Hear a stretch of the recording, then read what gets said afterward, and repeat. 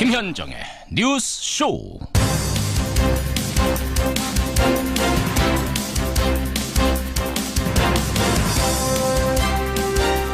오늘도 출근길 하늘이 뿌였습니다.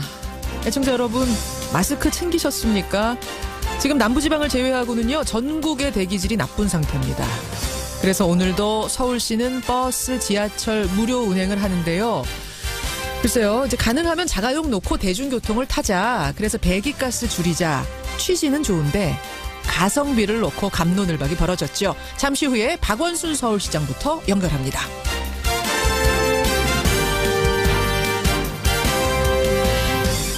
뿌연 공기만큼이나 당장의 거취가 뿌연 사람, 바로 이명박 전 대통령입니다. 간밤에 최측근인 김백준, 김진모 두 사람 구속됐습니다. 이건 다스가 아니라 국정원 특활비 관련이죠. 특히 이명박 전 대통령한테 보고를 했다는 진술까지 나온 상태입니다.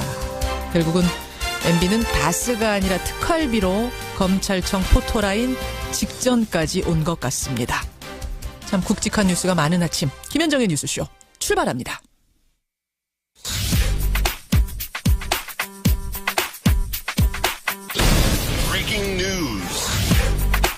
김현정의 뉴스쇼가 주목한 오늘의 포인트, 김정훈 기자 나와 있습니다. 어서 오세요, 김 기자. 네. 첫 번째 포인트, MB부터 봐야죠. 네, 집사까지 구속, MB 수사 불가피입니다. 예, 집사로 불렸던 김백준 전 청와대 총무기획관 결국 구속이 됐습니다. 네, 어제 영장실질심사가 열렸는데요. 김백준 전 총무기획관 그리고 김진모 전 민정비서관에 대해서 법원이 오늘 새벽에 구속영장을 발부를 했습니다. 예. 모두 국정원 특수활동비 수수 혐의 때문이죠. 그렇죠. 특히 김백준 전 기획관은 이 전 대통령이 현대건설 사장을 할 때부터 집사 노릇을 하면서 이후 청와대 살림살이를 책임졌던 사람이거든요. 예. 특활비를 받고 그것을 어떻게 활용했느냐를 두고 이제 이명박 전 대통령을 직접 조사해야 하는 필요성이 커진 겁니다.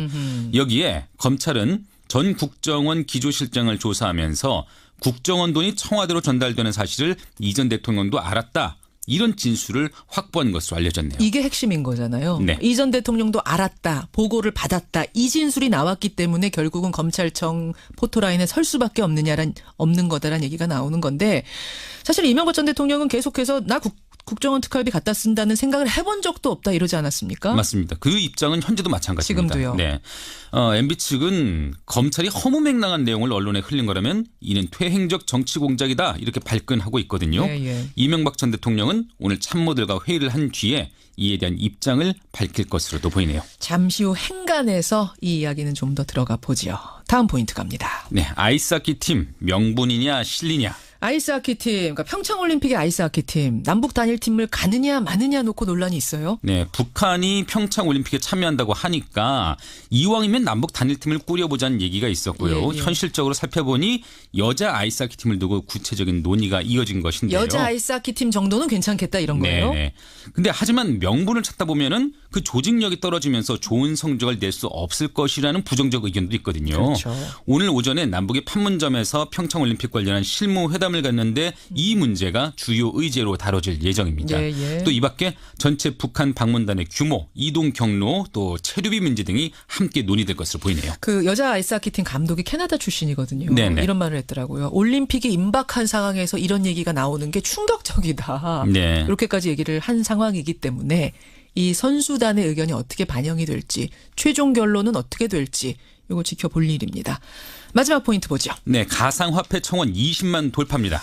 그러니까 가상화폐 규제를 반대하는 청원 글이 청와대 홈페이지에 올라온 건데 벌써 20만 명이 사인했어요. 네, 이 시각 현재 21만 4천 명을 넘어섰네요. 한 달 내에 20만 명의 청원이 있다면은 청와대가 공식 입장을 내놓기로 했는데 그 기준을 넘어선 거죠. 그러네요. 그동안 가상화폐를 두고 규제 여부나 강도에 정부 간 엇박자가 있었는데 이 청와대가 어떤 입장을 내놓을지 주목이 됩니다. 그렇죠. 한편 어제 가상화폐 거래소 폐쇄는 여전히 살아있는 선택지다. 이런 발언을 김동연 경제부총리가 했는데요. 예. 이후 비트코인 가격은 올 들어 가장 낮은 수준으로 폭락하기도 했네요. 비트코인뿐이 아니더라고요. 그렇습니다. 가상화폐가 다 어제 줄줄이 대폭락을 했던데 오늘 저희가 2부에서요. 공정거래위원회 김상조 위원장을 만납니다. 예, 김상조 위원장이 출연을 합니다. 공정거래위와도 관련 있는 부분이 있거든요. 네네. 가상화폐도 그 질문 제가 하나 해보도록 하지요. 여기까지 오늘의 포인트. 김정훈 기자 수고하셨습니다. 네. 서울시장 특별 명령으로 비상 저감 조치를 실시하겠습니다. 서울시가 미세먼지 절감 대책으로 출퇴근 대중교통 무료 정책을 내놓았지만 효과는 미미한 것으로 나타났습니다. 경기도민과 인천 시민이 느끼는 상대적 박탈감이 큽니다. 남경필 경기도지사는 포퓰리즘 미봉책을 당장 중단하라고 촉구했습니다.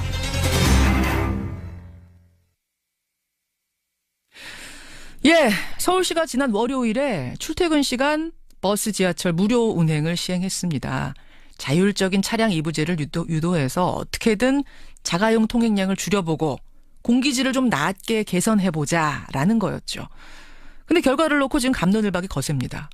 대중교통 무료 운행에 들어간 돈은 자그마치 50억 원인데 이날 출퇴근 시간의 교통량은 크게 달라지지 않았기 때문입니다. 경기도 남경필 지사까지 이 논란에 가세했습니다. 서울시의 미세먼지 공짜 운행 이거 포퓰리즘 미봉책이다. 당장 중단해라. 이런 얘기인데요. 그럼에도 오늘 서울시는 다시 출퇴근길 대중교통 무료 운행을 시행하고 있습니다. 여러분 어떻게 생각하십니까? 박원순 시장의 생각을 직접 들어보죠. 서울시 박원순 시장 연결이 돼 있습니다. 박원순 시장님 안녕하세요. 네, 안녕하세요. 반갑습니다. 반갑습니다. 버스 지하철 오늘도 무르더라고요. 예, 지금도 미세먼지가 아주 심각한 상황입니다. 예. 오늘 새벽 첫 차부터 시작해서 9시까지 출근길 무료 그리고 퇴근길도 무료. 오늘은 좀 효과를 기대하세요? 어제 논쟁이 많이 됐기 때문에 예. 분들이 좀 더 많이 참여해 주시지 않을까 싶고요. 저는 뭐 이 문제에 대해서는 사실 근본적으로 예.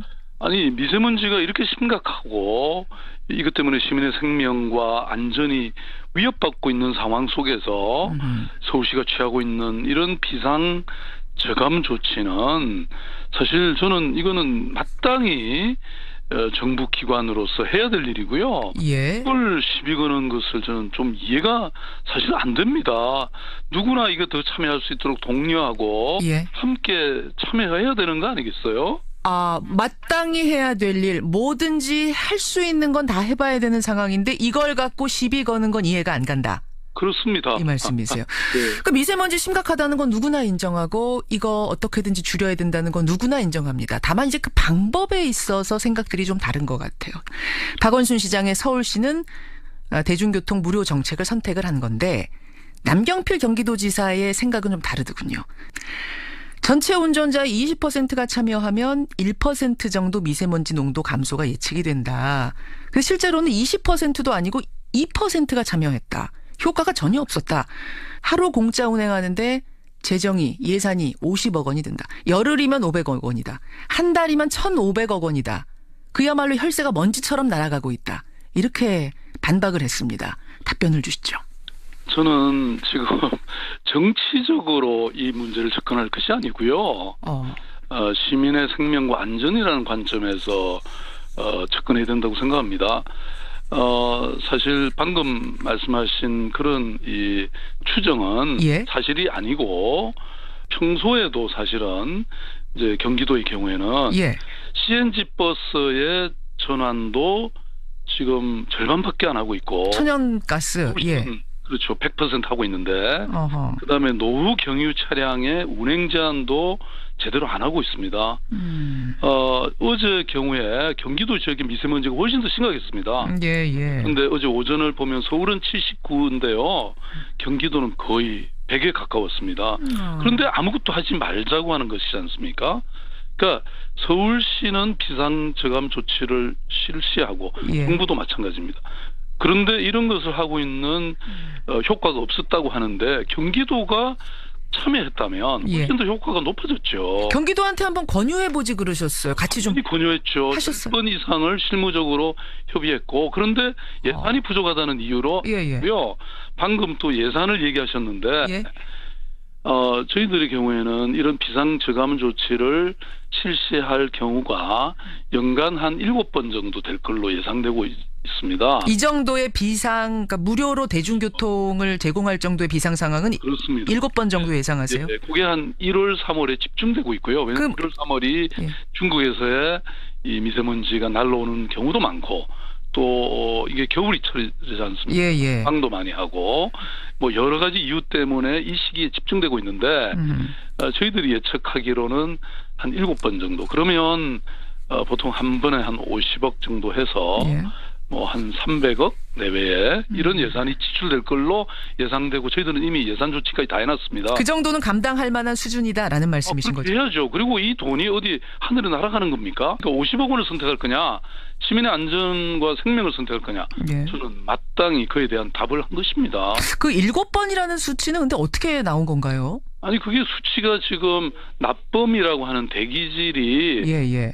네 지금 그 비상저감 조치를 발령할 예. 그 기준이 있습니다. 지난해를 그렇죠. 지난 분석을 해서 평균을 냈다. 그렇습니다. 그렇게 보면 그래서 그거는 지금 뭐 굉장히 선동적인 얘기죠. 사실도 아닌 걸 가지고. 사실도 아닌 것 같고 남지사가 선동하고 있다. 뭐죠? 약간 시기 질투한다 이렇게 보시는 거예요? 경기도가 먼저 해야 되는데 못해서? 경기도 도민들 입장에서 보십시오. 지금 서울시보다 훨씬 더 나쁜데 예. 서울시는 이런 조치라도 취하고 있잖아요. 근데 경기도는 아무것도 안 하고 협조도 안 하고 아니 사실 이게 대기라는 게 호흡 공동체잖아요. 공동체죠. 또 대기가 따로 있고 서울시 대기가 따로 있습니까? 예. 아니 같이 협조해서 이것을 조금이라도 해결을 할 생각을 해야지. 아니 느닷없이 사실 저는 남경구 지사를 굉장히 평소에 좋게 생각하고 예. 협력해 왔습니다. 예. 저한테 한 번 전화나 이런 뭐 협의도 안 하고 갑자기 아니 그런 말을 쏟아내는 것이 이해가 안 가고 저는 저를 비판하기 전에 본인의 얘기를 해주셨으면 좋겠습니다. 본인의 얘기를요. 제가 한 가지 참고로 말씀드리면 예. 이 중국에서 날아오는 비산먼지가 한 절반을 조금 넘고요. 예. 우리가 분석한 평가한 바에 따르면 그 다음에 국내 원인 중에서 이 배기가스 그러니까 자동차의 배기가스가 또 한 절반 정도 25% 정도 됩니다. 예. 그러니까 저희들이 이런 비상저감 조치를 실현한 이유가 거기 있는 거죠. 근데 박 시장님 바로 그 부분을 지적하시는 분도 꽤 많으세요. 그러니까 공기 공동체다. 어차피 공기라는 건 중국에서 날아오고 경기도에서 날아오고 남부지방에서 날아오고 서로 공유하는 건데 특히 중국발 미세먼지가 지금 우리나라 미세먼지 절반을 차지하는 상황에서 중국 쪽이 꼼짝 안 하는데 우리가 하루에 50억 원씩 들여서 그것도 서울시만 배기가스 이거 줄이려고 애쓴다고 해서 무슨 효과가 있겠는가? 그러면 그렇다고 우리가 가만히 있으라는 얘기입니까? 지금 이 비상 상황에서 필요한 것은 말하자면 경기도나 인천시나 서울시나 할 것 없이 누구나 머리를 맞대고 함께 이것을 줄이기 위한 노력이 필요하다는 것이고요. 예. 사실은 경기도와 인천시 동참 없이는 한계가 있을 수밖에 없죠. 왜냐하면 그렇죠. 2,500만 수도권 시민의 상당수가 서울을 무대로 활동하잖아요. 근데 그분들이 지금 전혀 움직일 생각이 없으신 것 같은데 그러면 그럼에도 불구하고 계속 하실 건가요? 아니 서울시라도 해야죠. 한마디로 말해서 남 지사님 그런 비판하실 시간에 같이 참여하십시다. 이 말씀하시는 거예요. 그래야 효과가 날 거다. 그렇습니다. 자, 그러면 어쨌든 경기도나 인천시나 뭐 나아가서 충청도 참여 안 하더라도 서울시라도 하겠다는 의지는 확실하신데요. 몇 %까지 효과를 지금 기대하고 계세요? 이 정도면 성공했다라는 어떤 기준 같은 게 있습니까? 두 자리 숫자 정도는 가야죠. 그 월드컵 때 예. 2부제를 강제로 했더니 19% 정도의 교통량이 저감된 효과가 있었거든요. 예. 사실 처음으로 했던 일이고 서울시가 혼자서 그게 1.9%고 지하철의 경우 이용자가 2.1% 늘었거든요. 그렇죠. 그러니까 처음 치고 저는 반드시 나쁜 숫자도 아니라고 봅니다. 알겠습니다. 그럼요. 알겠습니다. 경기도가 전반적으로 해주면 왜냐하면 경기도의 차량이 사실 서울로 많이 들어오지 않습니까? 그렇죠. 그러니까 경기도가 해주면 이게 확실히 효과가 있는 겁니다. 예, 네. 지금 서울시장의 입장은 충분히 설명을 하신 것 같고요. 아마 청취자들이 나름대로 다 판단을 하시리라 보고. 박원순 시장님. 특별히 청취자 여러분께 말씀드리고 싶어요. 오늘은 자동차 키는 놓고 예. 그리고 마스크는 반드시 챙겨서 예. 나와주시면 좋겠습니다. 그러면 확실히 효과가 있을 겁니다.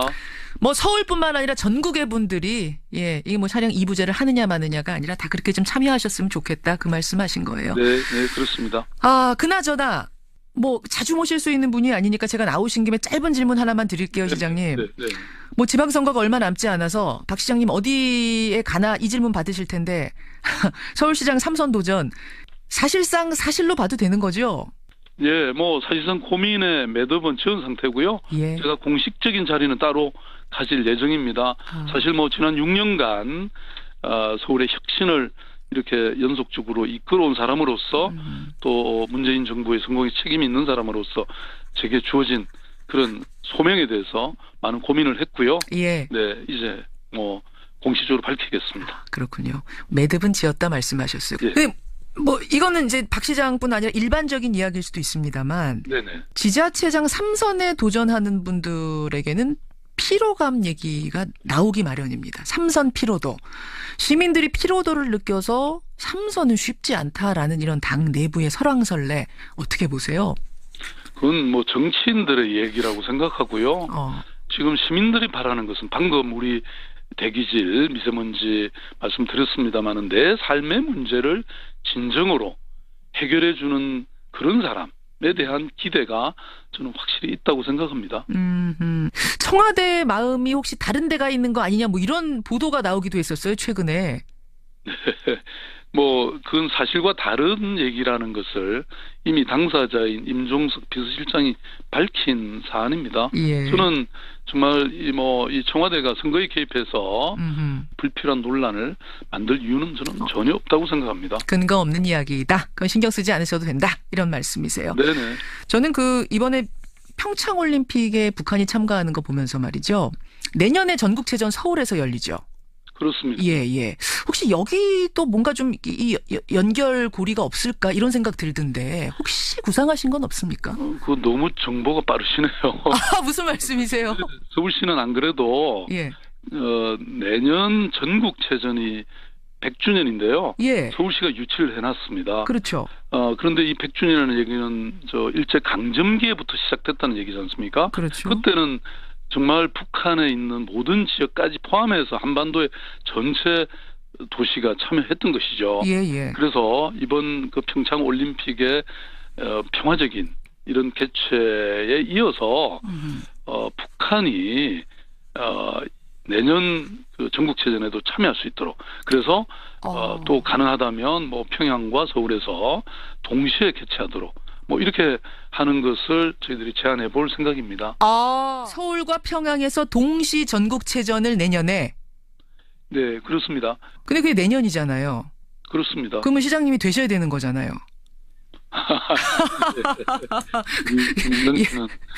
질문이 집요하시네요. 알겠습니다. 뽑아달라. 그럼 제가 그것도 성사시켜보겠다. 아마 그런 의미로 지금 자신감 있게 밀고 나가시는 것 같습니다. 여기까지 확인하겠습니다. 고맙습니다. 네, 감사합니다. 예, 박원순 서울시장이었습니다.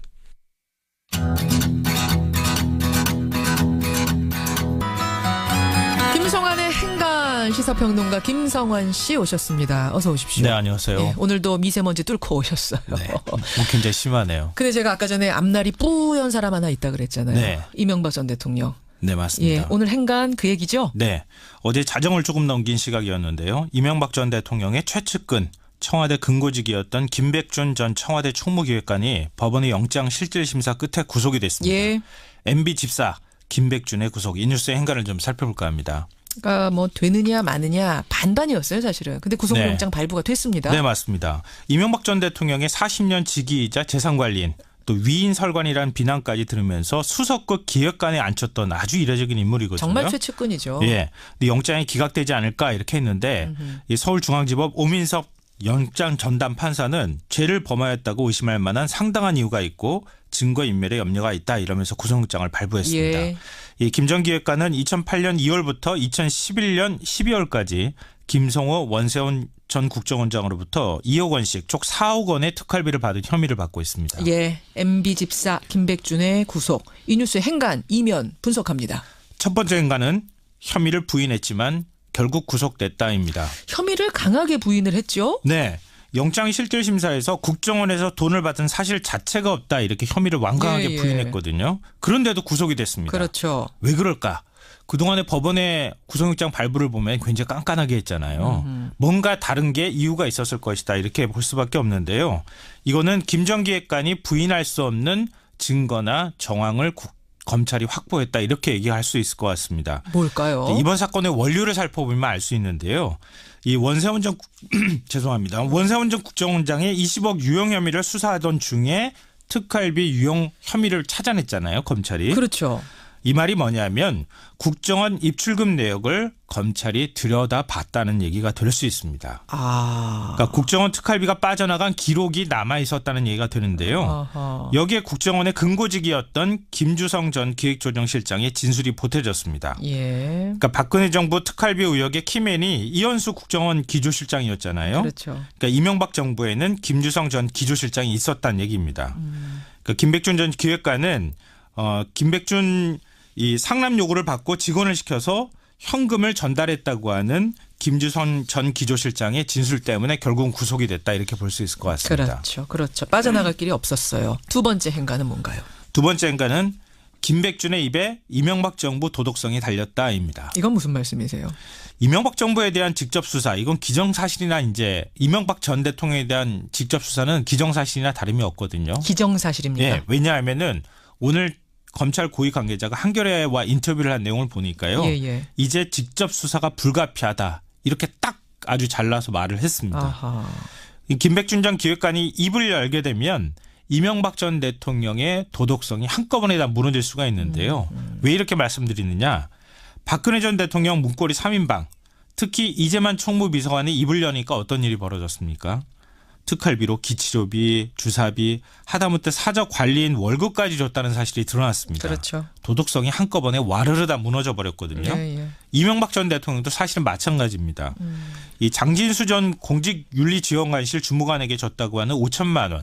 이게 문제가 아닙니다. 이거는 나는 모르는 일이다 얘기하면은 빠져나갈 수도 있을 수도 있는데 예. 이 청와대가 어떤 용도로 만약에 이런 돈을 받았느냐 여기에서 김백준 전 비서관이 이명박 전 대통령의 개인적인 용도로 돈을 사용했습니다. 예를 들면은 사저구입비라든가 아니면 개인적으로 어떤 다른 용도가 있었습니다라고 얘기하기 시작하면 이명박 전 대통령이 그동안에 주장해왔던 모든 것들이 한꺼번에 다 무너질 수 있다는 얘기입니다. 그러네요. 근데 더구나 김 전 기획관은 다스 실소유주 의혹, BBK 사건에도 지금 이름을 올린 사람 아니겠습니까? 예. 만약 김백준 전 기획관이 입을 열기 시작하면 핵폭탄급 폭로가 나올 수도 있습니다. 그러니까 사실은 구속이 되기 전하고 후는 굉장히 다르잖아요. 구속된 다음부터 줄줄줄 불기 시작한 사람들이 많아요. 네, 맞습니다. 그걸 생각할 때 사실 이명박 전 대통령이 지금 상당히 떨고 있을 거다 이런 생각이 드는데. 근데 원사원 전 국정원장이 청와대 기념품비가 없다고 해서 돈을 줬다 이렇게 얘기를 했거든요. 예. 근데 청와대가 특수활동비가 얼마나 많은데 200억 원이 넘게 있는데 기념품 만들 돈이 없었겠습니까? 그렇죠. 이건 다른 데 사용했다고 하는 얘기나 다름이 없거든요. 그러니까 이 사용 용도가 어떻게 드러나느냐에 따라서 이명박 전 대통령은 거부할 수 없는 뭔가의 올가매에 가둬질 수도 있습니다. 그래요. 아까 전에 그러셨잖아요. 뭐 이명박 전 대통령 수사는 이제 기정사실이다 그러셨잖아요. 네네. 사실은 아까 말씀하신 그 김주성 이분이 그러니까 조정실장, 기조실장 국정원에 이미 이명박 대통령한테 보고했다라는 증언도 나왔어요. 네, 직접 이런 보고를 거 볼 했다. 때는 이거 받으면 큰일 납니다. 이렇게 얘기했다는 거 아니에요? 했다는 거예요. 네. 그러니까 이게 직접 수사를 할 수밖에 없는 상황이란 말씀이시고 마지막 행간 뭡니까? 마지막 세 번째 행간은 최후의 저항이 시작될 것이다. 최후의 저항. 네. 대책회의 한다면서요. 네. 그러니까 특활비 의혹 나오자마자 뭐 측근들 한 20여 명 모여서 대책회의 했잖아요. 그렇죠. 오늘 또 삼성동 사무실에서 참모들과 대책회의를 오늘도 한다고 한 합니다. 20명 모이는 거예요? 예. 뭐 그보다 아마 더 모일 수도 있는데요. 과연 어떤 메시지를 내놓을까? 아마 직접 이명박 전 대통령이 나설 수도 있을 것 같습니다. 그 정도 적극 공세로 나서는 것 같다. 네. 여기까지 오늘의 행간 김성환 씨 수고하셨습니다. 네, 고맙습니다. 이 서울시의 무료 대중교통 정책에 대해서는 지금 문자가 굉장히 많이 들어오는데요. 아마 이게 사실은 지지가 많으면 전국으로도 확대될 수 있는 정책이고요. 반대가 많으면 서울시도 그만할 정책이기 때문에 우리 의견이 중요합니다. 여러분 전국에서 의견들 좀 보내주시고요. 받으면서 2부 진행하겠습니다. 재벌개혁의 전도사에서 공정거래위원장으로 변신한 사람 김상조 공정거래위원장 오늘 만나보겠습니다. 최저임금 문제도 걸려있고 또 지금 가상화폐에 관련해서도 좀 궁금증이 있고요. 재벌개혁 얘기까지 질문거리가 많네요. 여러분의 질문도 보내주십시오.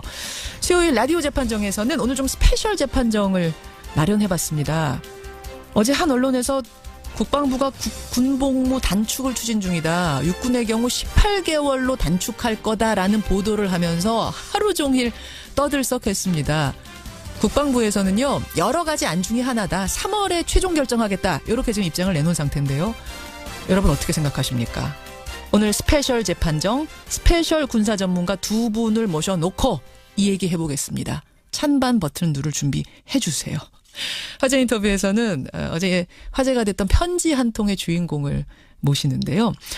38년 전에 울릉도에 놀러 갔습니다. 그런데 울릉도의 파도가 높아서 배가 뜨지 못하면서 일정이 늘어진 거예요. 여비가 모자른 상태가 된 겁니다. 이 신혼부부 할 수 없이 여관 주인에게 돈을 꿨는데 그 주소를 잃어버리면서 38년 동안 못 갚다가 38년 만에 그 돈을 갚았답니다. 이자까지 쳐서 50만 원. 참 신뢰가 무너진 사회라는 얘기들 우리 하는데요. 오랜만에 훈훈한 사연입니다. 이 편지의 주인공 전상구 선생님 연결을 해보죠. 50원의 단문 100원의 장문 유료 문자 샵 1212 카톡 레인보우까지 열어놓고 출발합니다. 그래서 경제검찰이라고 부르죠. 공정거래위원장 만나겠습니다. 사실 지난해에는 치킨값, 피자값 이런 것들 안정화시키는 일부터 시작을 했는데 올해는 어떤 일들에 주목하고 있는지. 특히 최저임금 인상되면서 지금 사용자들 불만의 목소리가 나오는데요. 공정위에서는 어떻게 바라보고 있는지 직접 듣겠습니다. 김상조 공정거래위원장 연결을 해보죠. 김상조 위원장님 안녕하세요. 네, 안녕하십니까. 취임하신 지 6개월 되셨네요. 7개월 됐습니다. 역시 정확하십니다. 공정거래위원장. 네네. 어떻게 공정거래위원장이 보시기에 좀 공정해지고 있습니까? 국민들의 어떤 기대와 요구는 굉장히 높아졌습니다. 그렇죠. 거기에 맞추기 위해서 저희들이 열심히 노력을 하고 있습니다만은 아직까지 국민들의 어떤 체감하는 지수는 아직 그렇게 만족스러운 상황은 아니고요. 정말 올해는 국민들의 삶의 질이 나아질 수 있도록 저희 공정위가 성과를 내는데 더욱 최선을 다하도록 하겠습니다. 사실 지난해의 공정위 떠올리면은요. 저는 치킨이 제일 먼저 떠올라요. 치킨. 치킨. 뭐 거기에 대해서는 약간의 오해가 좀 있기는 합니다. 그래요? 예. 저희 공정위가 물가, 치킨값을 잡는 그런 역할을 하는 정부 부처는 아닌데요. 아니죠. 예. 다만 이제 그 가맹 사업의 불공정 거래 행위를 조사하는 과정에서 가맹본부들이 가격을 낮춘 것이었습니다. 그렇죠. 그러니까 지난 7개월은 치킨값, 피자값 어떤 국민 실생활과 관련된 부분의 공정함 거기에 주목을 했다라고 저는 판단을 하는데 통칭 갑질을 근절하는 데 집중을 했었습니다. 그러면 올해의 공정위는 어떤 분야, 어떤 부분의 공정함에 주목하십니까? 크게 세 가지로 나눌 수가 있겠는데요. 첫 번째는 대통령의 신년 기자회견에서도 말씀하셨지만 대기업 집단, 재벌들의 지배구조를 개선하는 데 좀 더 노력을 해서 성과를 내야 되겠고요. 재벌의 공정함. 두 번째로는 이제 하도급, 가맹, 유통, 대리점과 같은 이런 가벌관계가 심각한 4대 영역에서 이미 발표한 대책들의 실효성을 성과를 내는 쪽으로 노력하겠고요. 세 번째는 공정위가 사실은 경쟁 당국이고 경쟁을 주창하는 기관입니다. 특히 이 분야에서 4차 산업혁명에 대응하기 위해서 우리의 어떤 규제를 개혁하고 시장의 경쟁을 활성화하는 그런 쪽으로도 집중할 생각을 갖고 있습니다. 자, 그중에서도 새해 들어서 가장 큰 경제 이슈부터 제가 좀 질문을 드리겠습니다. 네네. 최저임금이 7,530원 되면서 사실은 전년도 대비해서 꽤 큰 폭이 올랐죠.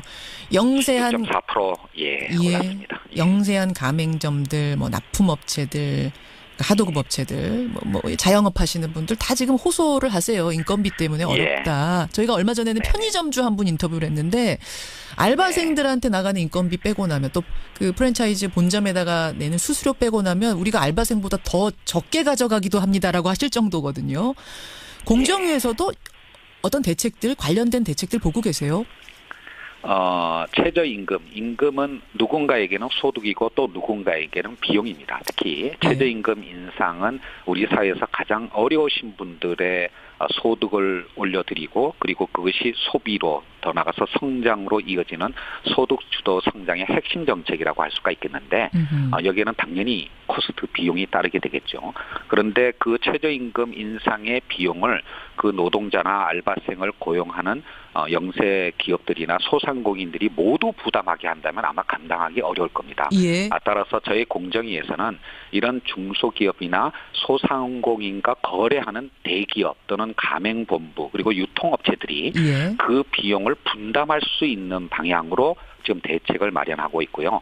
실제로 이제 가맹이나 유통, 하도급 분야의 법령 개정을 통해서 저희들이 표준 계약서를 다 새로 제정 개정을 했는데요. 예. 그 주된 내용은 최저임금 인상으로 비용이 상승한 경우 예. 이런 그러니까 하도급 업체나 가맹점주들이 그런 어떤 가격을, 그러니까 납품 대금이나 여러 가지 어떤 가격을 인상해 달라고 신청할 수 있는 권리를 신설했고요. 이렇게 신청을 하게 되면 예. 대기업이나 가맹본부가 반드시 일정 기한 내에 예. 협의를 해야 된다는 규정을 만들었습니다. 그러면 가맹점주라든지 예. 하도급 업체들 이런 데서 우리 인건비 너무 올라서 알바들 인건비 너무 올라서 힘들어요.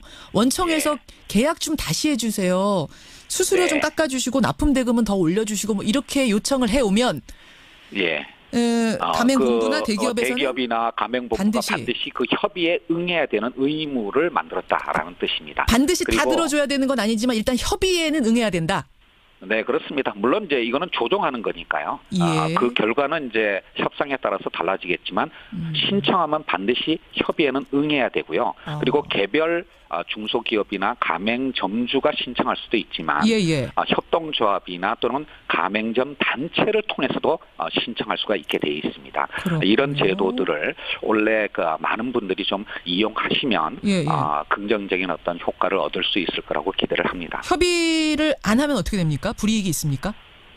법 위반입니다. 저희 위반. 공정위가 나설 수밖에 없습니다. 고발할 수밖에 없다.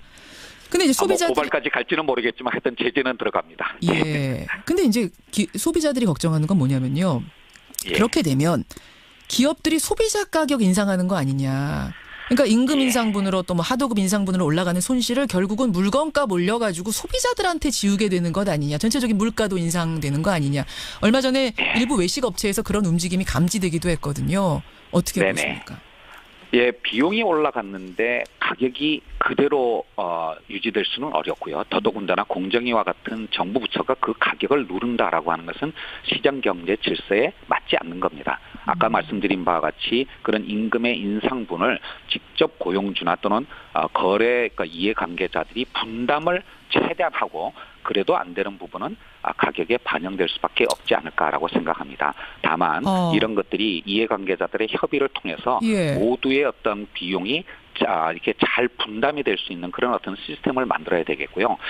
이 시점에서 제가 정말 분명히 말씀드리고 싶은 것은 공정위가 이런 생활 물가를 안정시키기 위해서 조사해 나가는 그런 기관은 아니고요.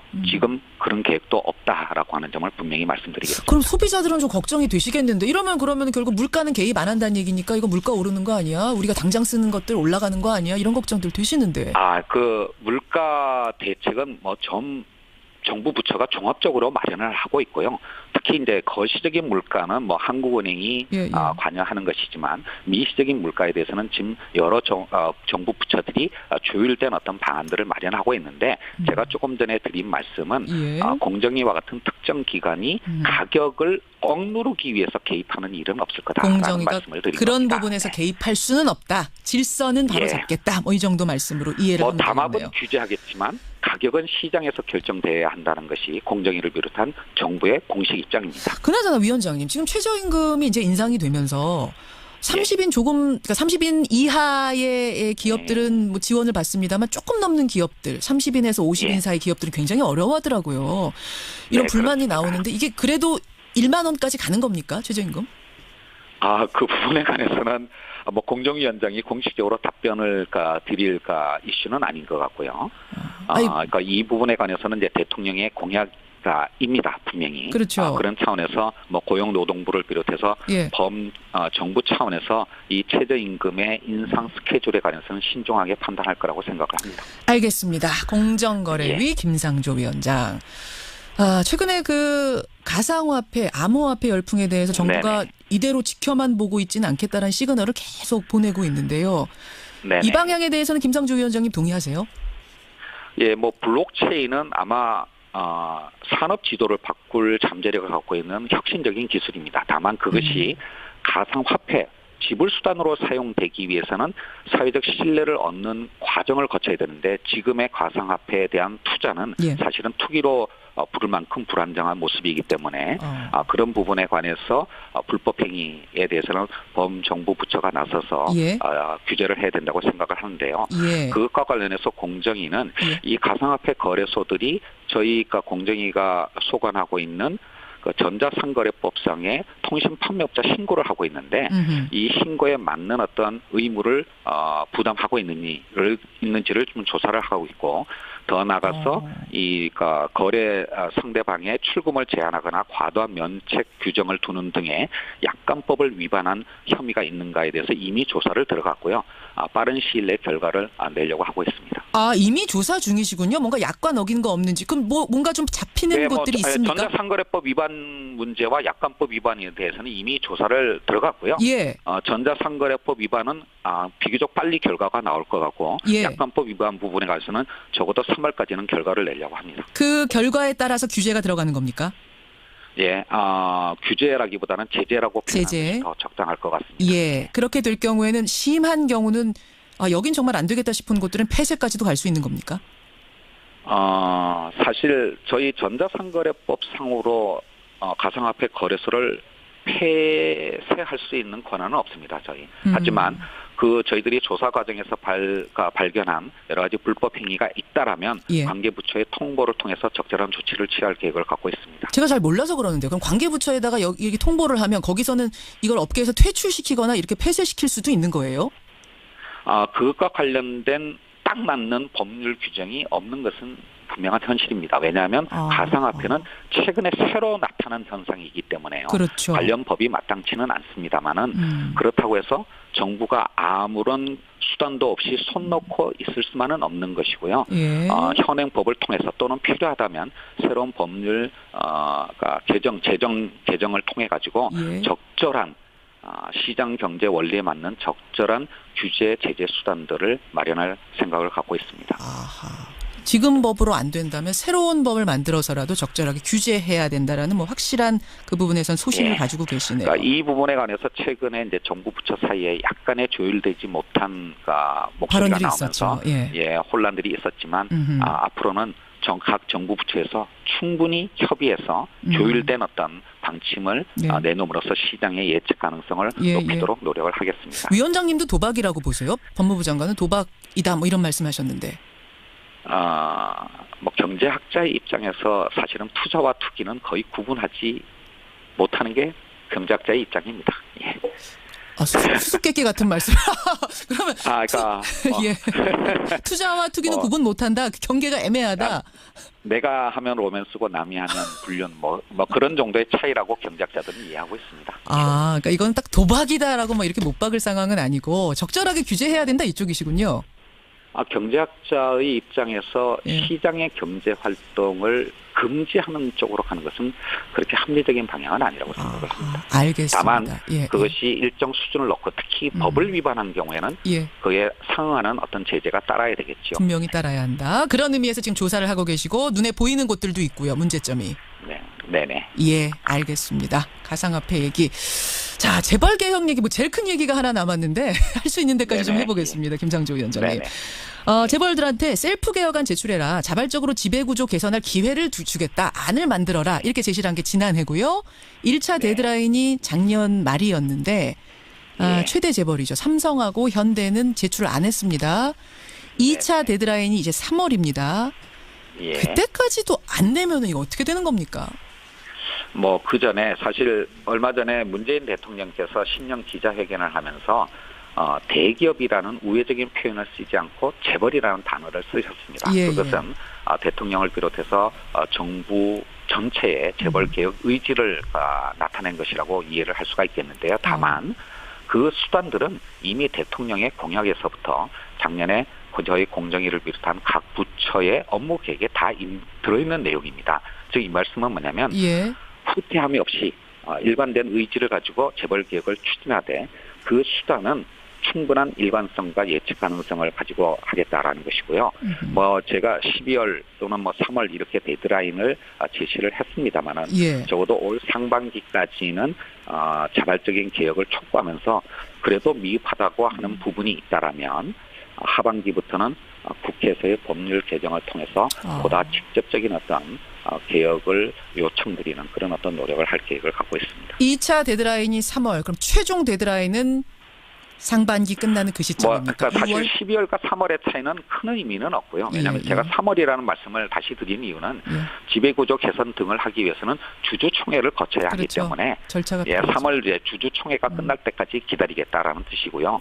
그때까지도 어떤 의지에 대한 시그널을 확인할 수 없다라면 저희들이 이런 어떤 다른 부처의 어떤 계획과도 상응하는 어떤 수준에서 저희 공정거래위원회 소관 법률들의 합리적인 개정 방안들을 고민해서 결정할 생각을 갖고 있습니다. 알겠습니다. 아까 전에 투기와 투자를 경제학자 입장에서 나누기 어렵다는 말씀하셨는데 제가 아까 잘 이해를 정확히 못했거든요. 청취자들이 막 해석을 보내주세요. 이시한님은 공정거래위원장님 말씀은 결국 도박이란 말 아닙니까, 앵커님? 이렇게 보내주시는데 이분 해석이 맞습니까? 꼭 그렇지는 않습니다. 근데 분명한 것은 투자든 투기든 그 책임은 투자자 본인이 지는 겁니다. 그렇죠. 그 점을 지금 가상화폐에 투자하신 분들은 명심하셔야 될 것 같습니다. 지금 가상화폐의 가격 변동성이 워낙 커졌는데요. 큰 이익을 볼 수 있지만 큰 낭패를 볼 수도 있다라고 하는 점을 잊지 않으셨으면 하는 마음을 갖고 있습니다. 예, 알겠습니다. 여기까지 말씀 듣고요. 올해 공정한 사회 만드는 데 앞장서 주세요. 노력해 주십시오. 네, 최선을 다하겠습니다. 네. 네. 고맙습니다. 네, 감사합니다. 공정거래위 김상조 위원장이었습니다.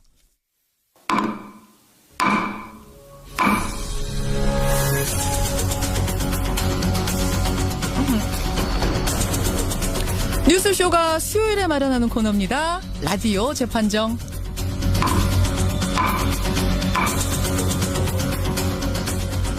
라디오 재판정, 한 주간의 뜨거운 이슈를 재판정에 올려놓고 양쪽 패널의 주장을 들으면서 여러분이 판결 내려주시는 여러분 잘 아시는 코너죠.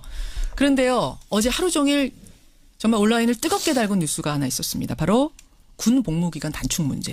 한 언론사에서 정부가 군 복무기간을 3개월 단축하는 안을 곧 발표할 거다. 이렇게 보도를 한 겁니다. 그렇게 되면은 2020년 입대부터는 육군 18개월, 해군 20개월, 공군 21개월이 됩니다. 복무기간. 이렇게 보도를 한 거죠. 그러면서 갑론을박이 벌어진 겁니다. 저희가 이 주제를 재판정에 올리려다 보니까 우리 재판정의 고정식구 노영희 변호사, 백성문 변호사보다는 좀 군사 전문가들을 모셔서 본격 토론을 해보는 게 좋겠다. 이렇게 저희가 자체 회의를 하게 됐어요. 노변, 백변도 동의를 하셨습니다. 그래서 굉장히 스페셜한 재판정을 좀 마련해봤습니다. 패널 두 분부터 소개를 할게요. 먼저 자주국방 네트워크 신인균 대표님 어서 오세요. 안녕하세요. 어서 오십시오. 평화네트워크 정옥식 대표 어서 오십시오. 예, 반갑습니다. 두 분 다 네트워크시네요. 네. 네트워크. 원래 군사 단체 관련된 시민단체는 네트워크 써야 돼요? 네. 아무래도 연대를 중시하니까. 예. 같은 네트워크신데 지금 의견은 반대신 거죠? 그렇습니다. 자, 우선 신인균 대표님 어디서 복무하셨어요? 저는 육군 병장. 육군 몇 개월 근무하셨어요? 29개월 근무했습니다. 29개월 복무. 지역도 어딘지 말씀해 주시죠. 저는 이제 남부지방에서. 남부지방에서. 좀 편한 데 있었어요. 그러시는 최전방은 아닌데요. 29개월. 정 대표님 어디서 얼마나 계셨어요? 저는 그 18개월 동안 매일 출퇴근을 했었고요. 예. 중요하죠. 중요하죠. 올림픽 부대라고 하는 72사단. 저희 송추방이라고 예전에. 그러셨어요. 네, 좀 굉장히 악명을 떨쳤던 방위 출신입니다. 이 개인적인 복무 환경과는 상관없이 오늘 의견 내시는 거죠. 3개월 단축안. 사실은 지금 국방부는 확정은 아니라고 했습니다. 확정은 아니라고 보도를 부인하긴 했습니다만 대선 공약, 문재인 대통령의 대선 공약으로 미루어 볼 때는 지금 가능성 높은 거죠, 신 대표님? 거의 확정돼 있는 것으로 봐야죠. 왜냐하면은 국방계획 2.0이라고 해서 여기 이제 3월 달에 그 의견을 확정을 합니다. 예, 예. 왜냐하면 5월달에 이제 예산이 들어가야 되기 때문에 그래서 3월달 지금 다 돼가지 않습니까? 다 돼가죠. 그래서 지금 거의 뭐 확정 단계에 있는 간이 아마도 새 나간 거예요, 언론으로? 기자의 취재력에 의해서 새 나간 것이다. 그렇게 저는 보고 있습니다. 거의 확정 직전까지 온 거 맞다. 저는 그렇게 봅니다. 자, 여러분 제가 다시 한번 말씀드릴게요. 그러니까 이 군 복무기간은 어느 정도 단축하냐면 2020년 입대부터는 육군 18개월, 해군 20개월, 공군 21개월 복무입니다. 특히 이제 군대 다녀오신 분들 문자 많이 보내주시면 좋겠어요. 의견들 주시면 좋겠고요. 또 이제 군대에 가야 될 분들도 의견 주시고 아들을 보내는 부모님들도 의견 주십시오. 샵 1212 카톡 레인보우 50원의 단문 100원의 장문 유료 문자 열어놓고 두 분의 입장부터 확인하겠습니다. 정옥식 대표님 어느 쪽이세요? 예, 저는 뭐 기본적으로 군복무 기간 단축을 찬성하는 입장이고요. 근데 이번에 나온 안은 조금 미진하지 않나 하는 생각이 듭니다. 좀 더 복무 기간을 단축을 하고 그리고 더 나아가서 이제 우리 사회가 지금 현행은 징병제에 기반해 두고 있지 않습니까? 예. 좀 장기적으로 이제 모병제로 전환하는 문제도 좀 공론화할 때가 왔다. 오히려 좀 늦지 않았나 이런 생각이 좀 듭니다. 18개월도 너무 많다. 더 줄여도 된다? 예, 뭐 단기적으로는 가령매를 뭐 한 10개월 정도로 줄이고 12개월이요? 대신 이제 일부 병력을 직업군인으로 대체하는 그래서 일종의 징병제와 모병제를 좀 혼합하는 방식 등 또 더 나아가는 장기적으로 모병제로 전환하는 문제 이런 부분을 좀 우리 사회가 공론화할 필요가 있다는 것이죠. 그럼 지금 한 12개월도 가능했는데 네. 18개월이면 이거 상당히 넉넉하게 준 거다 이렇게. 네, 그렇습니다. 자, 여기에 찬성하시는 분들 단축 혹은 찬성, 뭐 정 대표 정 이렇게 보내셔도 됩니다. 신인규 대표님 어느 쪽이세요? 저는 반대예요. 저는 이제 우리 아들이 지금 군에 간 지 한 너댓 달밖에 안 됐습니다. 그래서 이 안대로라면 우리 아들도 좀 혜택을 좀 보고 조금 빨리 제대를 하고요. 왜냐하면요, 여러분 2016년 입대한 사람부터 여기에 적용을 받는데요. 딱 18개월은 아니지만 조금씩 줄여준답니다. 2017년 하반기에 이제 우리 아들이 큰애가 입대를 했고 둘째는 지금 고등학교 2학년이니까 전체적으로 다 혜택을 보게 되죠. 그렇지만 전 반대예요. 왜냐하면 우리가 지금 안보 상황이 굉장히 위중하지 않습니까? 그리고 국방개혁 2.0이라고 하는 것이 인구 절벽에 의해서 어쩔 수 없이 출산율 저하 때문에 젊은이들이 적으니까 어쩔 수 없이 지금 현재 62만 명의 군대를 50만 명으로 줄이자. 이게 이제 국방개혁의 핵심입니다. 그런데 안 그래도 인구 절벽 때문에 줄여야 한다라고 하면서 거기다가 복무기간까지 단축시키면은 인위적으로 더 또 줄여버리는 거죠. 일단 거기까지만 지금 핵심적인 거 말씀해 주신 거죠. 여러분 군 복무기간 3개월 단축 안 된다 생각하시는 분은 반대, 유지, 뭐 신 대표, 신 이렇게 보내주시면 됩니다. 다시 한번 말씀드릴게요. 50원에 담은 100원의 장문 유료 문자 샵 1212입니다. 신 대표님, 그러니까 18개월은 정말 안 되겠어요? 아까 정 대표님은 18개월보다 더 줄일 수 있다라고 말씀하실 정도였는데. 이제 아주 이상적인 말씀이죠. 뭐 아주 그러나 이상적인 이상과 말씀입니까? 현실은 조금 괴리가 있으니까. 그러면 가장 큰 이유 하나만 말씀해 주세요. 병력 숫자가 줄어서 안 됩니다. 저는 전투력이 줄어들어서 안 된다라는 것보다는 병력 숫자가 줄어서 안 됩니다. 병력이. 왜냐하면 인구 절벽 때문에 어쩔 수 없이 줄잖아요. 아까 말씀하셨어요. 거기다가 3개월을 더 줄여버리면 한 달에 10,000명씩 줄어들어요. 그러니까 병력도 주는 데다가 숙련도도 떨어진다. 뭐 이게 두 가지가 합쳐지는 거예요? 숙련도 떨어지는 것은 장비의 질로서 보강을 할 수 있다고 봅니다. 저는. 그런데 숫자가 줄어드는 것은 이것은 부대가 사라지기 때문에 우리가 사실은 50km만 밀리면 서울이 함락되는 그런 전쟁이거든요. 그렇죠. 우리가 전쟁을 이기려면 180km를 전진을 해야 돼요. 남과 북이 조건이 달라요. 그런 상황에서 우리 50km 자칫 방심하면 밀리게 되는데 그것은 숫자로 때울 수밖에 없는 어쩔 수 없는 부분이 사실은 있습니다. 그것을 간과하면 안 되죠. 이라크전처럼 생각하면 안 된다는 겁니다. 그래요. 정 대표님. 예, 안보 상황이 위중하기 때문에 이제 한국의 군사력 건설 체계, 특히 병력 체계를 근본적으로 재검토해야 된다는 것이죠. 지금이 뭐 북한이 소련제 탱크를 앞세워서 남침할 수 있는 시기도 아닌 것이고요. 이미 현대전의 양상은 크게 달라져 있지 않습니까? 무기가 뭐 최첨단 그렇죠. 무기들이 무기 등장하죠. 체계 자체가 굉장히 좀 많이 달라져 있고 특히 이제 작년에 한미 정상회담을 통해서 한국도 이제 지대지 탄도미사일 같은 경우에 탄도 중량 해제도 받아냈기 때문에 전반적인 군사력 건설 체계가 바뀌어야 되는 시기인데 이 굉장히 그 어떤 구시대적인 그런 어떤 징병제에 의존하는 또 장기간 복무에 의존하는 이런 어떤 병력 수급 체계로 과연 이 시대가 요구하는 안보 상황에 걸맞는 그런 한국의 군사력 건설이 가능한 것이냐. 여기 일종의 이제 제로 베이스부터 병력 제도를 좀 재검토해야 될 필요가 있는데 뭐 그런 어떤 부분들 그러니까 너무 지나치게 대군 고집하는 이런 어떤 방식이 과연 한국의 안보 필요에 부합하는 것이냐 이런 것들에 대한 검토가 필요한 것이고요.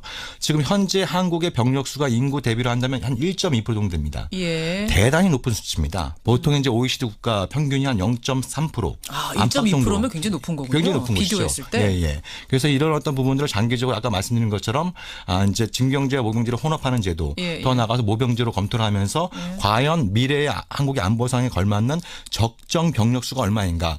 뭐 저는 개인적으로 한 30만 정도로 보고 있습니다. 30만 정도면 된다. 그것도 많은 것이죠. 아까 근데 신 대표님은 52만도 큰일 났다 하셨는데요. 이미 그 병력수로 전쟁하는 시대는 이미 지난 지 한참 돼 있는 거죠. 자, 병력수로 전쟁하는 시대는 이미 지났다. 30만도 충분하다. 신 대표님 지금 살짝 웃고 계세요. 30만을 다 전투부대로 생각한다면 뭐 그럴 수도 있죠. 예. 그러면 이제 30만이라고 하셨으니까 지금 이제 해군이 해병대 포함해서 한 7만 명 가까이 되고 또 공군이 6만 8천 명. 그러면 이제 해군 공군 지금 안 줄이지 않습니까? 그거 줄일 수 없잖아요. 예. 그러면은 그 해군 공군 빼면은 육군을 지금 정 대표님 말씀대로 한 육군을 한 15만 명으로 해야 되는데 그 사령부나 참모부서 그리고 뭐 기획부서 교육부서 어쩔 수 없이 내근직 또는 전투보직이 아닌 경우가 많습니다. 그거 어쩔 수 없어요. 그거는 조직을 유지하기 위해서. 그러면은 실제적으로 전투부대가 한 5만 명, 6만 명 이 정도 가지고 이제 전쟁을 해야 된다는 말인데 육군 부대를 말이 안 되는 것이죠. 아니 근데 무기가 최첨단화되면은 자 최첨단화되면 되는데 앞으로 이제 비전투 관리병 같은 경우에도 정 대표님? 이제 이 숫자도 다양한 방식으로 줄일 수 있는 것이죠. 그건 이제 일종의 이제 좀 민관하는 방안도 있는 것이고 또 동시에 이제 지금 뭐 4차 산업혁명이 이 시대의 키워드로 떠오르고 있지 않습니까? 그래서 지금까지 이제 군인이 하던 역할들을 기계가 대체하는 부분들도 빨라질 것이기 때문에 최첨단을 시설을 그렇죠. 말씀하시는 거예요.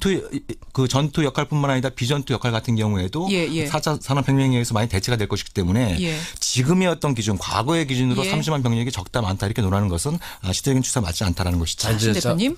4차 산업혁명으로 대체될 것이다라고 예상만 하시잖아요. 그럼 실제 어떻게 적용되고 있는가 제가 데이터를 말씀을 드릴게요. 그러시죠. 자, 병력이 줄어드니까 원래 모토는 첨단 전력으로 대체하겠다. 그래서 전력 그 부족분을 상쇄하겠다. 이게 국방계획의 모체인데 예를 들어서 2018년 현재 육군의 전체 예산이 19조 7천억 원이에요. 그중에서 그럼 전력을 증강하려면 첨단 무기를 사줘야 될 거 아니겠습니까? 그렇죠. 무기 구매 예산이 4조 8,700억 원인데 여기 전년도 대비 3,400억 원이 증가했어요. 그래서 과거에 보수 정권이 안보 하면서 국방비를 뭐 3% 뭐 4% 이하 이렇게밖에 안 올렸다. 그러나 우리 진보 정부는 오히려 더 국방을 더 생각한다 해서 8% 이상을 그 국방비 올리겠다 해서 그렇게 적용하고 있어요. 아주 고무적인 일이죠. 그러나 우리 국민들은 그것이 전부 다 전력 투자로 가는 줄 알고 있는데 그게 아니라는 겁니다. 실제로 들어가 보니까 우리 장병들 봉급이 병장 기준으로 작년에 한 16, 7만 원에서 올해 40만 6천 원 오릅니다. 병장 기준 40만 원 됩니다. 40만 6천 원. 그러니까 이 장병들 육군에서 그 병사들 월급 오르는 것만 해도 6,300억 원이 올라요. 잠깐만요. 그래 여기서 월급 얘기가 잠깐 나오는데 약간 딴 길로 새는 거긴 합니다. 잠깐만 하면 안 됩니다. 6,300억 원이 올라요. 그런데 전력 투자비를 3,400억 원밖에 안 올리면서 그 엄청난 국방 예산을 어렵게 증액시켜 놓고 그중에서 이 절대 다수를 병사들 봉급 올리는 것으로 올려버렸단 말입니다. 그럼 신 대표님은 봉급 올리는 것도 반대? 봉급을 올려주는 거 좋습니다. 그러면 그거는 별도로 더 국방 예산을 더 올려야지. 국방 예산을 8% 우리 보수 정권보다 더 많이 올린다라고 하고는 그 중에서 절대 살 돈 없다. 통계 인용을 그러니까 안 되는 것이죠. 통계 인용을 지금 육군에 한정하고 있는데요. 지금 육군에만 한정을 하신 거예요. 전력 투자비하고 인건비. 왜냐하면 병력이 육군만 줄어드니까. 제 말씀 들어보세요.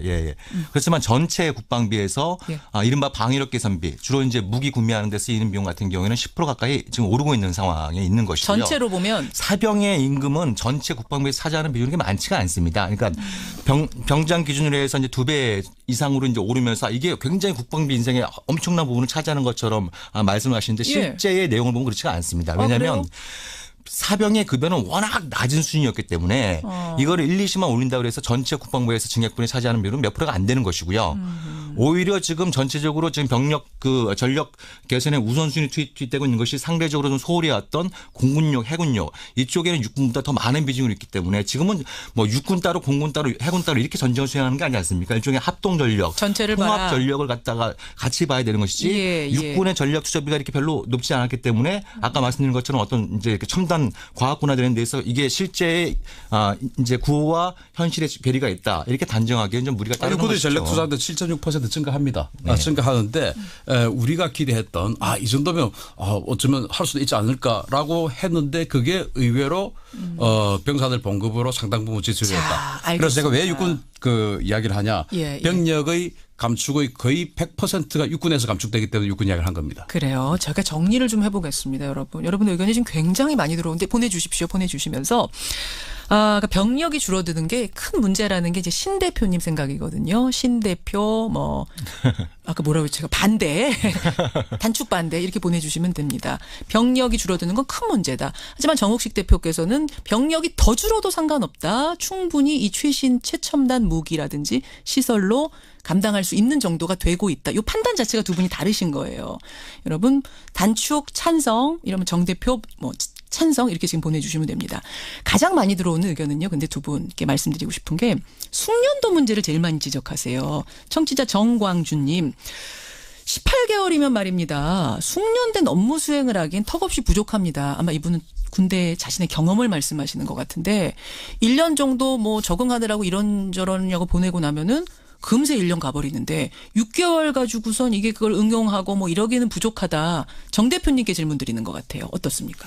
예, 이게 뭐 개인적인 차이도 있고 또 이제 그 병과에 따라 차이도 있을 겁니다. 뭐 그렇지만 저는 이제 여기서 제기되는 문제는 이제 몇 가지가 있을 텐데요. 예.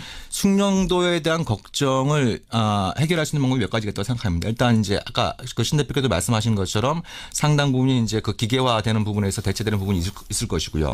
그리고 훈련의 질을 제고하는 방법도 있을 것이고요. 예. 그리고 아까 제가 말씀드린 것처럼 병력을 좀 더 대폭적으로 감축하고 예. 그 과정에서 복무 기간을 단축하면서 직업군인을 좀 충당을 함으로써 직업군인을 좀 늘린다. 보다 숙련된 그리고 안정화된 병력을 확보하는 방법 이런 어떤 세 가지 방법들을 동시에 추진을 한다고 한다면 숙련도 문제도 깔끔하게 해결할 수 있다고 봅니다. 신 대표님. 자 이제 그 숙련도 대안을 말씀을 주셨는데 일단 그 뭐 기후가 우리는 사계절이 나눠져 있습니다. 특히 전쟁이 발생할 가능성이 높은 게 여름과 겨울입니다. 그래서 혹서기 훈련, 혹한기 훈련을 따로 하죠. 그런데 18개월을 하게 되면 겨울을 한 번밖에 지날 수 없어요. 여름을 한 번밖에 지날 수 없어요. 첫 여름은 사실은 뭐 배우느라고 어영부영 어리버리 지나갈 수 있고 어영부영은 아니고 어리버리 지나갈 수 있어요. 어리버리 적응 기간. 그런데 그 다음 계절이 와야 처음에 배웠던 또 훈련했던 그것이 제대로 숙련병이 되는데 우리는 18개월로 가면은 이걸 한 번밖에 계절을 받을 수 없어요. 한 번밖에 그래서 계절. 숙련도가 떨어진다는 말씀이 그 말씀. 근데 아까 기호 때문에 그렇고. 무기 같은 걸로 그래서 기간이 단축된다는 거거든요. 무기는 그래서 무기로 기간 단축되는데 제가 아까 말씀드렸죠. 예산을 엉뚱한 데다가 병사 봉급되는 데다가 쓰기 때문에 무기 또 안 사주고 있고 또 세 번째 이제 직업군인 이야기를 하셨거든요. 직업군인도 원래 국방계획에는 지금 현재 이제 이 간부 부사관 장교 간부가 한 13만 명 되는데 그걸 15만 명까지 늘리겠다. 그래서 병사 줄어든 것을 또 간부로 숙련된 간부로 대체하겠다라고 했거든요.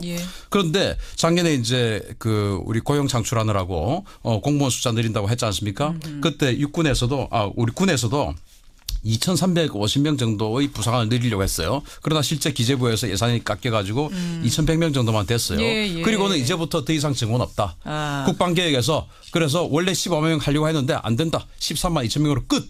정리하자면 이렇게 정했습니다. 그래서 방금 정 대표께서 말씀하신 대로 첨단 무기 사주고 숙련된 그 간부 늘리고 하면 됩니다. 그런데 너무 이상적이다. 무기 안 사주고 숙련된 간부 안 늘리고 하면서 병력 감축하면 어떻게 하겠다는 겁니까? 아까 그러니까 신 대표 편에 선 청취자 문자는 제가 읽었고요. 이번에는 정 대표 편에 선 청취자 문자 하나 읽어볼게요. 최선용님.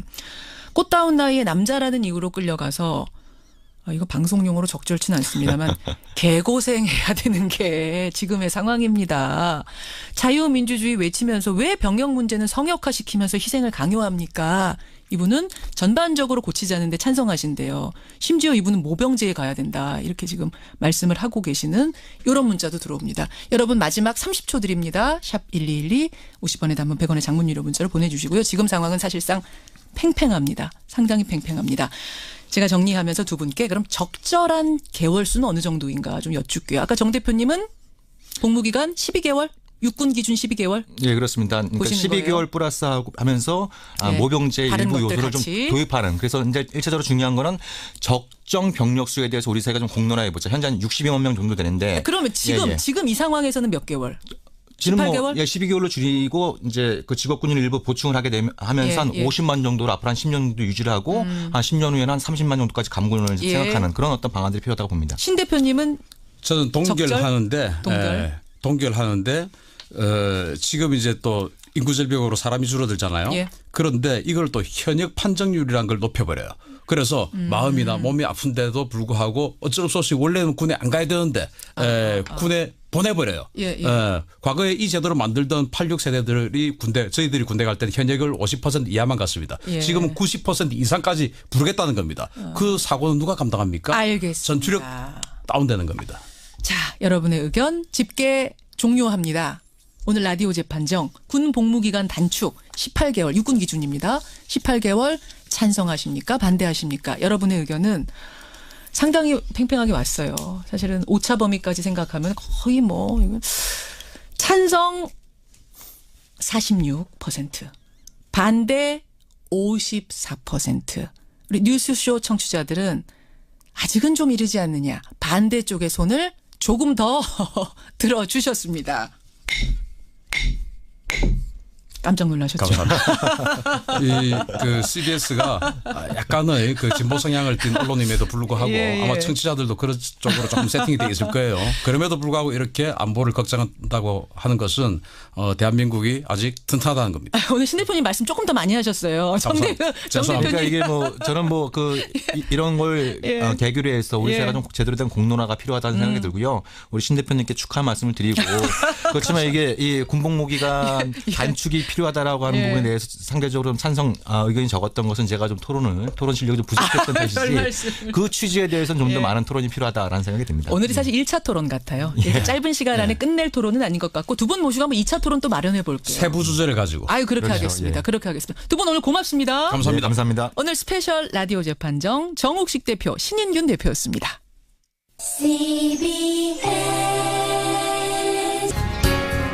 분노할 일은 많고 감사할 일은 적은 요즘인데요. 어제 인터넷상에서는 한 장의 편지 때문에 잔잔한 감동이 울려 퍼졌습니다. 38년 전에 부부가 함께 울릉도로 여행을 갑니다. 그런데 갑자기 여비가 부족해진 거예요. 그래서 묵었던 여관 주인에게 여비를 꿨는데 최근에서야 편지와 함께 그 은혜를 갚은 겁니다. 도대체 38년 전 어떤 일이 벌어졌던 걸까요? 오늘 화제 인터뷰 그 편지의 주인공 전상구 씨 연결을 해보겠습니다. 전상구 선생님 안녕하세요. 예, 안녕하세요. 38년 전이면은 이게 몇 년도입니까? 예, 1980년 8월경입니다. 1980년. 예. 그 아내분하고 같이 어떻게 울릉도로 그냥 여행 가신 거예요? 결혼을 늦게 가 신혼초였거든요. 예. 그 집사람이 학교에 근무했기 때문에 방학이라서 울릉도를 한번 가봤어요. 그러셨어요. 근데 어쩌다가 여비가 부족해진 거예요? 그때 그 임원항이라고 그래서 울릉도까지 최단 시간 걸린다 해서 그리 갔는데 그때 파랑주의보가 내려가지고 일정이 좀 늦어져 버렸어요. 원래 예정됐던 게 3박 4일이라면 그게 5박 6일 이렇게 늘어진 거군요.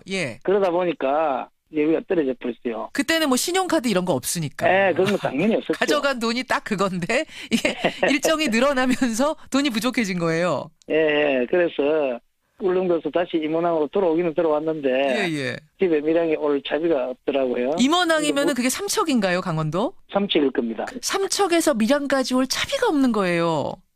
그러다 보니까 염치 불구하고 울릉도 가기 전에 묵었던 그 여관이 아마 이원규 씨 여관이라고 기억이 되는데. 예. 이제 그 집에 가서 사정을 이야기하고 돈을 빌렸어요. 그러니까 울릉도 가기 전에 삼척에서 잠깐 머물렀던 그 여관으로 다시 찾아가셨어요. 달리 방법이 없었잖아요. 예. 그 지금 같은 온라인으로 금방 돈을 송금받을 수도 있고 이랬지만 그 당시엔 그런 게 전혀 없었으니까. 그러니까. 흔쾌히 그냥 빌려주시던가요?